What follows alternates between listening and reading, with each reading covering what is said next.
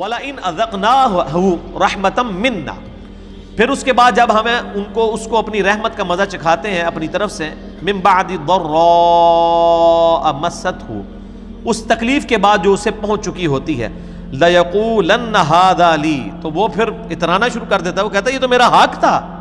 وَمَا أَظُنُّ السَّاعَةَ قَائِمَةً، میرا کوئی خیال نہیں ہے کہ کوئی قیامت قائم ہوگی۔ یہ ضروری نہیں وہ کہہ بھی رہا ہو، زبان حال سے بھی کہہ رہا ہوتا ہے۔ جو لوگ اپنی مرضی کی زندگی گزار رہے ہیں بیسیکلی وہ تو یہ اناؤنسمنٹ کر رہے ہیں نا کہ آخرت کوئی نہیں ہے، ورنہ جسے یہ یقین ہو کہ آخرت ہے تو وہ اپنے یتیم بھتیجوں کا یا بھانجوں کا یا بھانجیوں کا بھتیجیوں کا مال ہڑپ کر سکتا ہے، جسے یہ پتا ہو میں نے مرنا ہے،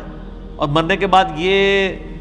مال جو سورۃ النساء میں ہے کہ جو لوگ یتیموں کا مال ناحق کھاتے ہیں وہ اپنے پیٹ میں دوزخ کی آگ بھر رہے ہیں، جسے یہ یقین ہو تو وہ کبھی یہ کر سکتا ہے؟ ناٹ ایٹ آل، کبھی نہیں کر سکتا، سوچ بھی نہیں سکتا۔ وَلَئِن رُجِعْتُ، اور اگر میں اللہ کے پاس چلا بھی گیا، اِلَىٰ رَبِّی، اپنے رب کے پاس، إِنَّ لِي عِندَهُ لَلْحُسْنَىٰ، تو وہاں بھی میرے لیے اکرام ہی ہوگا۔ وہ کہے گا ادھر بھی تو دیکھیں نا اللہ نے مجھے اتنا نوازا ہے، ادھر بھی آخرت میری ہوگی، یہ نہیں ہو سکتا میرے بھائی۔ فَلَنُنَبِّئَنَّ الَّذِينَ كَفَرُوا بِمَا عَمِلُوا، ایسے ناشکروں کو ہم ضرور بتا دیں گے جو کچھ وہ کیا کرتے تھے دنیا میں، وَلَنُذِيقَنَّهُم مِّنْ عَذَابٍ غَلِيظٍ، اور ایسے لوگوں کو ہم گاڑا عذاب دیں گے۔ یہ نہیں ہو سکتا کہ دوویں جہاں نہیں مٹھے باؤ، دوویں جہاں نہیں مٹھے ہو سکتے، مٹھی میں اگر یہ جان لیا پھر آخرت تو چھوٹ جائے گی، دنیا میں آپ کو وہ ساری تکلیفیں گزارنی پڑیں گی، پھر آخرت کی ہمیشہ کی کامیابیاں ہوں گی۔ وَإِذَا أَنْعَمْنَا عَلَى الْإِنسَانِ أَعْرَضَ وَنَأَىٰ بِجَانِبِهِ، اور جب ہم احسان فرماتے ہیں انسان پر تو وہ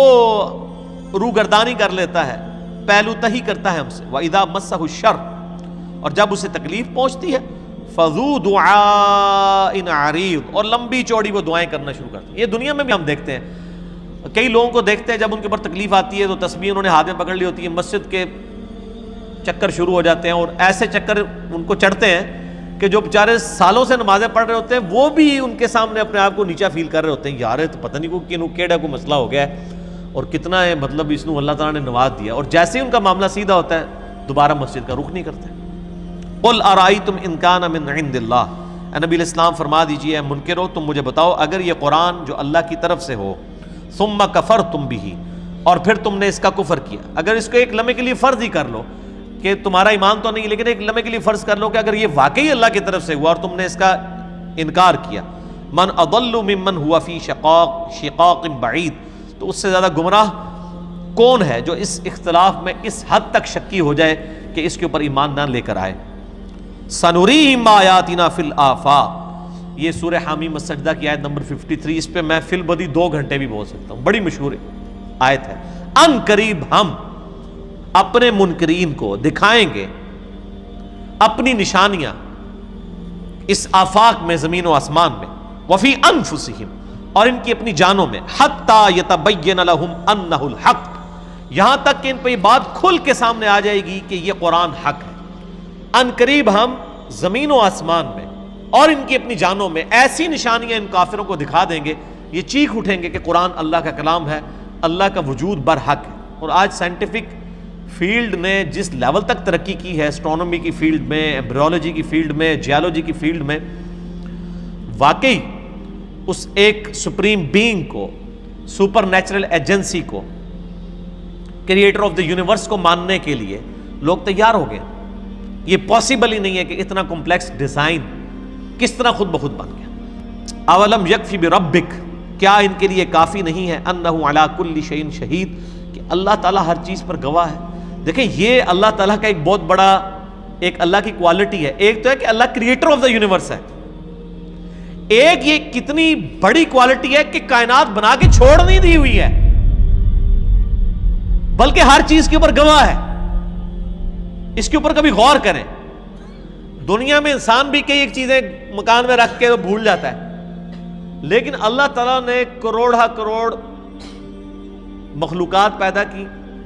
ملینز آف سپیشیز پیدا کی، ہر سپیشیز آگے اربوں کی تعداد میں، اور ہر چیز کے اوپر اللہ کی نظر ہے۔ سورۃ الانعام میں اللہ تعالیٰ فرماتا ہے کہ کوئی درخت کا پتا نہ خشکی میں نہ تری میں، نہیں گرتا مگر اللہ کے علم سے، اور زمین کی گہرائی میں کوئی دانہ نہیں پھوٹتا مگر اللہ کے علم سے۔ اور پھر فرمایا یہ علم اتنا کامل ہے کہ ہم نے یہ ہونے سے پہلے ہی اپنے لوح محفوظ میں لکھ لیا ہے کہ ایسے سے ہوگا۔ یعنی انسان امیجنیشن سے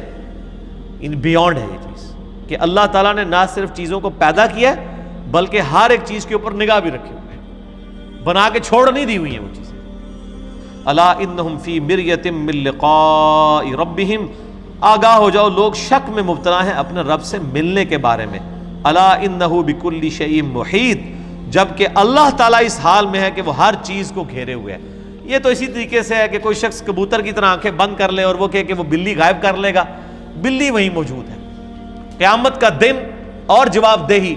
وہ آپ کے سامنے موجود ہے، لاکھ کوئی آنکھیں بند کرے۔ اور یہ بڑی اہم بات ہے جو اللہ تعالیٰ ماتا ہے نا کہ لوگ اللہ کی ملاقات کو بھولے ہوئے ہیں۔ اللہ کی ملاقات لوگ اس لیے بھولے ہوئے ہیں کہ ہر شخص اپنی مرضی کی زندگی گزارنا چاہتا ہے۔ اگر میں اپنی مرضی کی زندگی نہ گزارنا چاہوں پھر تو خدا میری ضرورت ہے، اور اگر میں اپنی مرضی کی زندگی گزارنا چاہوں اس دنیا کے اندر تو سب سے پہلے مجھے اللہ سے جان چھڑانی پڑے گی، کیونکہ وہ تو مجھے اپنی زندگی مرضی کی نہیں گزارنے دے گا، وہ تو کہے گا میری مرضی کی زندگی۔ یہ خواہش انسان کی انشاءاللہ پوری ہوگی لیکن جنت میں، اس دنیا میں نہیں پوری ہو سکتی۔ اس دنیا میں جو اللہ کی مرضی کی زندگی گزارے گا وہ آخرت اپنی مرضی کی گزارے گا، اور جو دنیا اپنی مرضی کی گزارے گا پھر آخرت میں اللہ کے ہاں اس کے لیے کوئی اجر نہیں ہے۔ وَلِعَوْذُ بِاللَّهِ تَعَالَى۔